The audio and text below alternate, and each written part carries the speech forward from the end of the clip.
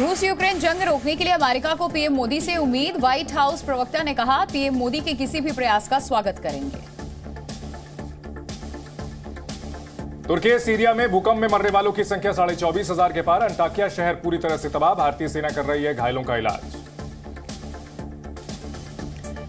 दिल्ली में Punjab national bank में लगी आग। करोल बाग इलाके में पीएनबी की ब्रांच जली। आग पर काबू पाया गया। फायर ब्रिगेड की 17 गाड़ियों ने पाया काबू।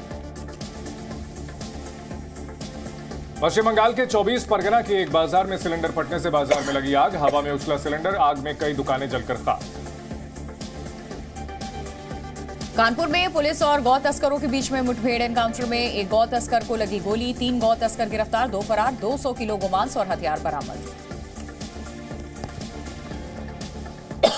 पंजाब के तरन तारण में सर्च के दौरान हेरोइन और हथियार बरामद। ड्रोन के जरिए पाकिस्तान की ओर से गिराए गए थे हथियार और ड्रग्स। नोएडा के सेक्टर 24 थाना क्षेत्र में एलिवेटेड रोड पर कार डिवाइडर से टकरा करके पलट गई। हादसे में एक युवती की मौत हुई। 4 युवक और एक लड़की को अस्पताल में भर्ती कराया गया। छत्तीसगढ़ में नक्सलियों ने की बीजेपी नेता की हत्या। नारायणपुर में पार्टी के उपाध्यक्ष सागर साहू को उतारा मौत के घाट। बाइक पर आए 2 नक्सलियों ने घर में घुसकर मारी गोली। मेरठ के जाट कॉलेज में मारपीट का वीडियो वायरल। वैलेंटाइन वीक के दौरान कॉलेज में गिफ्ट देने को लेकर हुआ विवाद। छेड़खानी का भी आरोप।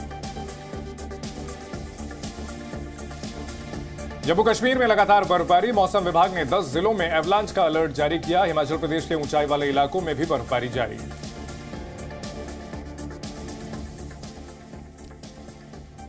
और बड़ी खबर इस वक्त की आपको बता दें, रूस यूक्रेन युद्ध को लेकर के अमेरिका का एक और बड़ा बयान दरअसल सामने आया। अमेरिका ने कहा है कि वो रूस यूक्रेन युद्ध रोकने के लिए पीएम मोदी के किसी भी प्रयास का स्वागत करेगा।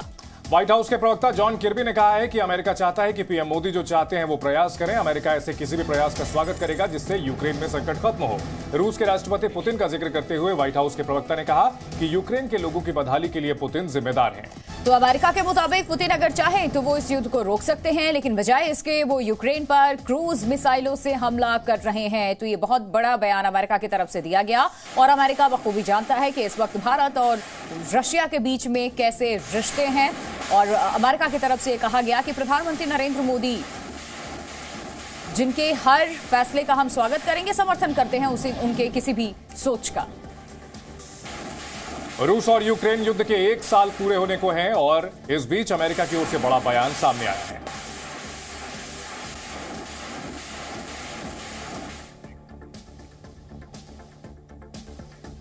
अमेरिका ने कहा है कि वो रूस यूक्रेन युद्ध रोकने के लिए पीएम मोदी के किसी भी प्रयास का स्वागत करेगा। एक रिपोर्ट आपको दिखाते हैं।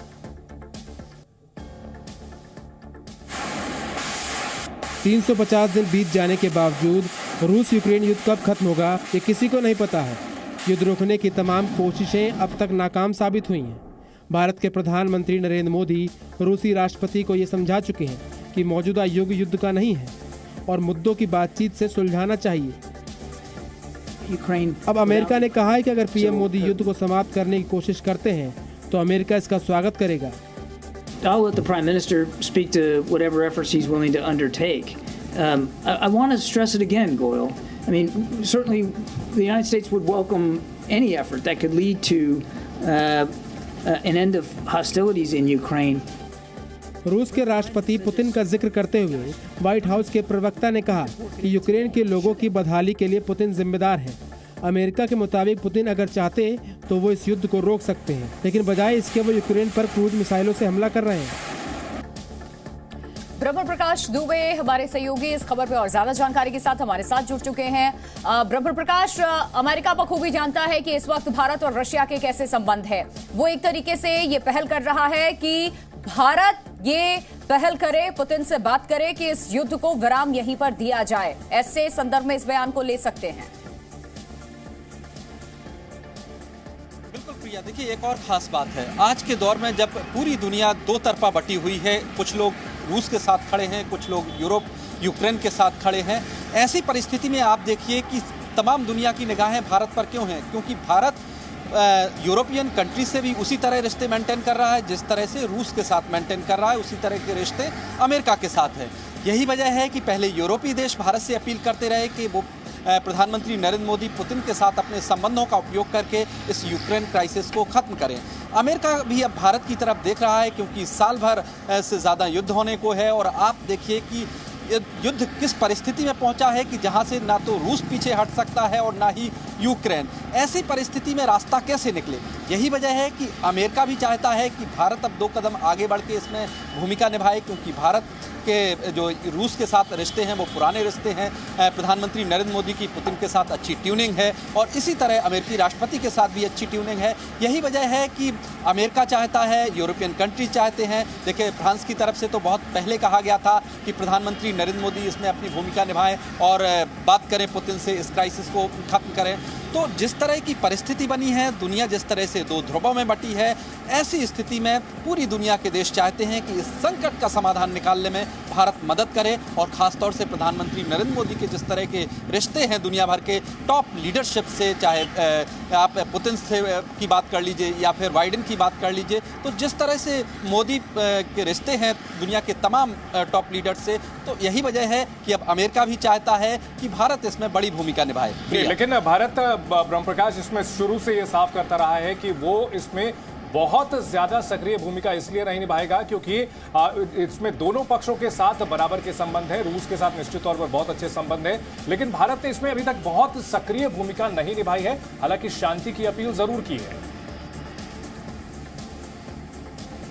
बिल्कुल, देखिए आपने सही कहा, भारत की अपनी एक पोजीशन है। भारत किसी का पक्ष नहीं ले रहा है, लेकिन भारत दोनों पक्षों को प्रोत्साहित कर रहा है कि आप बातचीत के मंच पर आइए और समाधान कूटनीति से ही निकलेगा। देखिए, प्रधानमंत्री नरेंद्र मोदी जब पुतिन के साथ बात हुई थी एससीओ की बैठक में, तब भी मोदी पुतिन की बैठक में कहा था प्रधानमंत्री नरेंद्र मोदी ने कि देखिए युद्ध का दौर नहीं है, आपको बातचीत से रास्ता निकालना पड़ेगा, कूटनीति के जरिए रास्ता निकालना पड़ेगा। इसी तरह की बात यूक्रेन के राष्ट्रपति जब जेलेंस्की से प्रधानमंत्री नरेंद्र मोदी की बात हुई, तो जब टेलीफोन पर भी बात हुई तब भी प्रधानमंत्री नरेंद्र मोदी ने कहा कि आपको बातचीत से मसले का समाधान निकालना होगा। यानी भारत चाहता है कि दोनों ही पक्ष एक मंच पर बातचीत के लिए आए, लेकिन दोनों की सहमति से ही भारत इसमें भूमिका निभाएगा। यही वजह है कि भारत इस मामले में बिल्कुल फूंक फूंक कर चल रहा है। बिल्कुल, बहुत शुक्रिया ब्रह्मप्रकाश इस पूरी जानकारी के लिए। तो भारत इस मामले को लेकर के निश्चित तौर पर फूंक फूंक कर कदम रख रहा है। बढ़ते हैं अगली खबर की ओर। तुर्की और सीरिया में आए विनाशकारी भूकंप में मरने वालों की संख्या बढ़कर 24,500 के पार पहुंच गई है। तो तुर्की में अब तक 20,213 लोगों की मौत हो गई है, जबकि सीरिया में अब तक 4,467 लोगों की मौत हुई है। तुर्की के 3 शहर नुर्दगी, कहमद मरस, गाजियान्टेप में सबसे ज्यादा तबाही हुई है। यहाँ कई ऐसी जगह हैं जहाँ मलबा अभी तक हटाया नहीं जा सका है। भयानक भूकंप की वजह से तुर्की और सीरिया में जबरदस्त तबाही हुई है। 20,000 से ज्यादा लोग मारे जा चुके हैं। मरने वालों की संख्या 24,500 के पार अब तक पहुंच चुकी है। अकेले तुर्की में 20,000 से ज्यादा लोगों की जान गई है।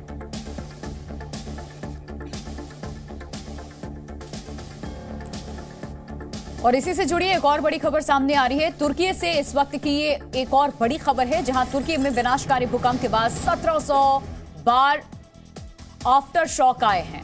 यानी बीते कई दिनों से तुर्की में आफ्टर शॉक आने का सिलसिला जारी है। बड़े भूकंप के बाद जो छोटे झटके आते हैं उसे आफ्टर शॉक कहते हैं और लगातार 1700 बार अब तक आफ्टर शॉक्स आ चुके हैं। ऐसे में लोगों की धड़कनें रह रहकर बढ़ जाती हैं। जिस तरह से 3 भूकंप ने पूरी तरह से तुर्की को दहला दिया है, बर्बाद कर दिया है और उसके बाद आफ्टर शॉक्स की वजह से अभी भी लोगों की जान आफत में है।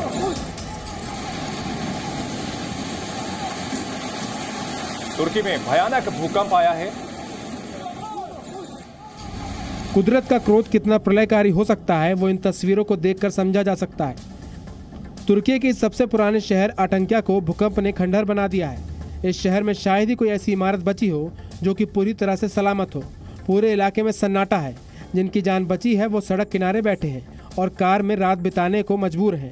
तुर्की में मौजूद जी मीडिया संवाददाता विशाल पांडे ने वहां चलाए जा रहे रेस्क्यू ऑपरेशन का जायजा लिया। मलबे में जिंदगी की तलाश की जा रही है। तुर्की के स्कैंड्रन शहर की तस्वीरें भी कुछ ऐसी ही हैं।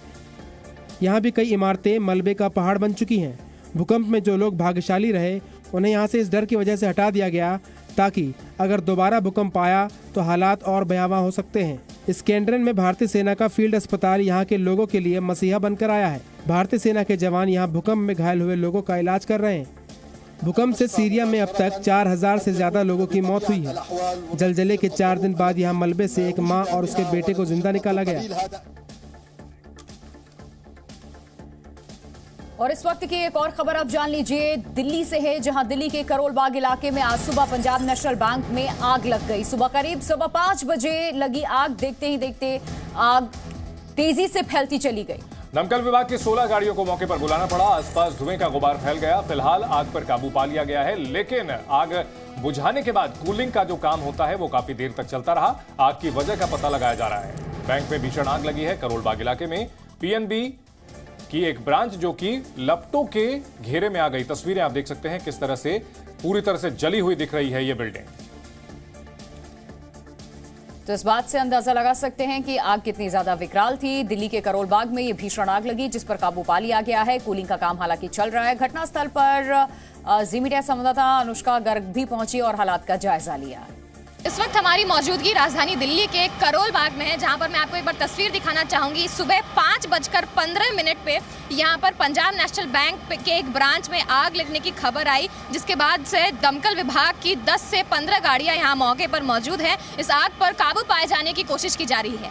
आग कितनी ज्यादा भीषण लगी होगी, इस बात का अंदाजा इससे लगाया जा रहा है कि आप देख सकते हैं इस वक्त भी बिल्डिंग से धू कर धुआं निकल रहा है। ये जो आप गेट देख रहे हैं, ये जो है पहला गेट है, यहाँ पर एंट्री का जो गेट है, जिसके थ्रू लोग जो जितने भी फायर विभाग के ऑफिशियल्स हैं वो अंदर जा रहे हैं और कूलिंग का काम जो है उसको अंजाम दिया जा रहा है। फिलहाल यहाँ पर किसी के हताहत होने की खबर नहीं आई है। यहाँ पर पुलिस लगातार कार्रवाई कर रही है। आग किन वजहों से लगी है, इसका कारण जानने की कोशिश की जा रही है। लगातार जो है यहाँ फायर विभाग के जितने भी ऑफिशियल्स हैं वो रोटेशन में फायर ब्रिगेड की जो गाड़ियाँ हैं उसको लेकर के आ रहे हैं और बिल्डिंग के अंदर जो है पानी डालने का काम किया जा रहा है। आग अभी भी अंदर लगी हुई है। इस बार फायर ऑफिशियल्स के जितने भी लोग हैं, जो दमकल विभाग के लोग हैं, वो इस बात की जानकारी दे रहे हैं। पुलिस की जितनी भी टीम यहाँ पर आई है वो इस बात का पता करने में जुटी हुई है कि आग किन कारणों की वजह से लगी है, और अभी तक किसी के भी हताहत होने की खबर नहीं आई है। Anushka Garg, C media, Delhi. दिल्ली के करोल बाग इलाके में पंजाब नेशनल बैंक के ब्रांच में आज सुबह आग लग गई। आग सुबह 5:15 पर लगी। आसपास के लोगों ने बैंक से धुआं निकलता देखा। देखते ही देखते आग काफी ज्यादा भड़क गई। सुरक्षा गार्ड और लोगों ने दमकल विभाग को कॉल किया। मैं अपने घर से 2-3 बंदों को लेके आए कि हेल्प के लिए, कि कुछ भी हो सकता है तो पब्लिक की हेल्प हो जाए। तो यहाँ देखें तो सारे आग लगा हुआ है, बहुत तगड़ा आग लगा हुआ था अंदर। तो ये फायर ब्रिगेड वाले सारे आए हुए हैं, गाड़ी वाले सारे आग बुझा रहे थे। दमकल विभाग की करीब 16 गाड़ियां मौके पर पहुंची और आग बुझाने का काम शुरू हुआ। फिलहाल ये आग बुझ तो गई है, लेकिन कूलिंग का काम काफी देर तक चलता रहा। आग से किसी के हताहत होने की खबर नहीं है, लेकिन बैंक की इमारत को काफी नुकसान पहुंचा है। नियमों के मुताबिक बैंक के दफ्तर में आग से सुरक्षा के काफी अच्छे इंतजाम रहते हैं। इसके बावजूद आग भड़क गई। आग कैसे लगी, इसकी जांच की जा रही है।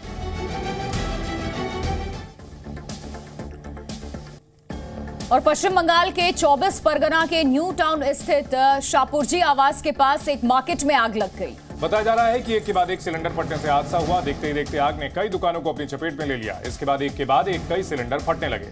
तो ब्लास्ट के बाद आग का गोला हवा में उड़ने लगा, क्योंकि यहाँ पे सिलेंडर हवा में उड़ रहे थे और इस वजह से आग का गोला, ये देखिए किस तरीके से ऐसे सिलेंडर हवा में फटके उड़ते हुए दिखाई दिए। ये पश्चिम बंगाल की घटना है जिसकी तस्वीर इस वक्त आप देख रहे हैं। पश्चिम बंगाल के 24 परगना में सिलेंडर ब्लास्ट की ये घटना।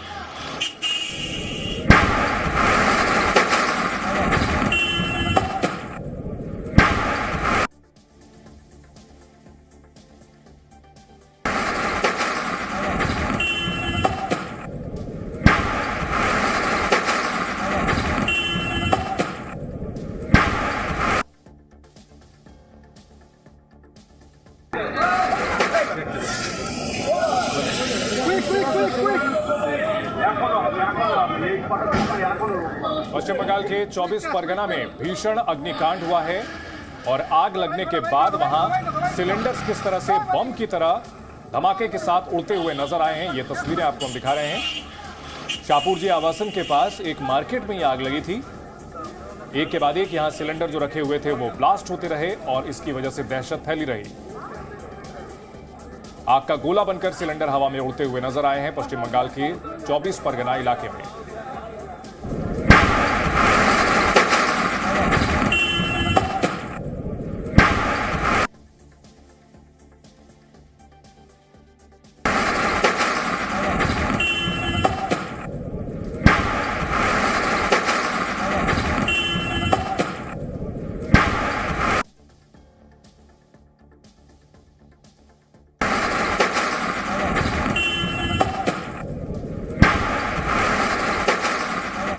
कानपुर देहात में पुलिस और गो तस्करों के बीच मुठभेड़ हुई है। बदमाशों ने बीहड़ के जंगलों में गोकशी की सूचना पर पहुंचे पुलिस पर फायरिंग की है। जवाबी फायरिंग में एक बदमाश को गोली लगी है।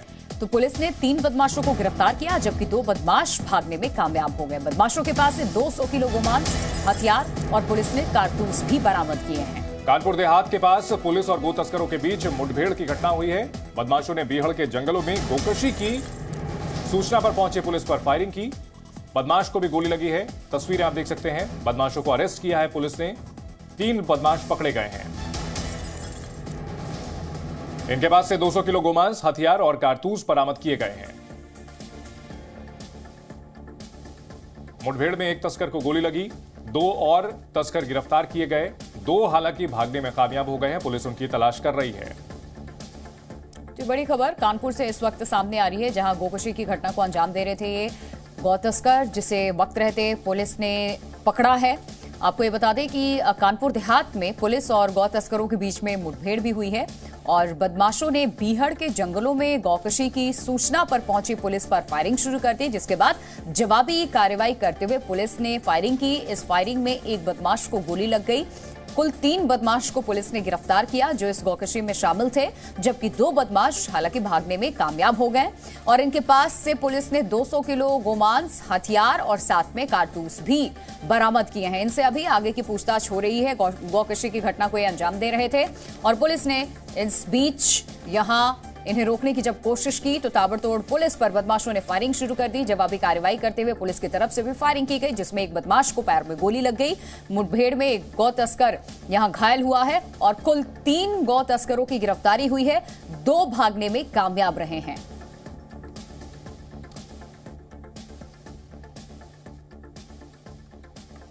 कानपुर देहात में गो तस्करों के साथ पुलिस के मुठभेड़। 3 बदमाश गिरफ्तार किए गए हैं। 2 भागने में कामयाब रहे हैं। 200 किलो गोमांस भी इनसे जब्त किया गया है। हथियार मिले हैं, कारतूस मिले हैं।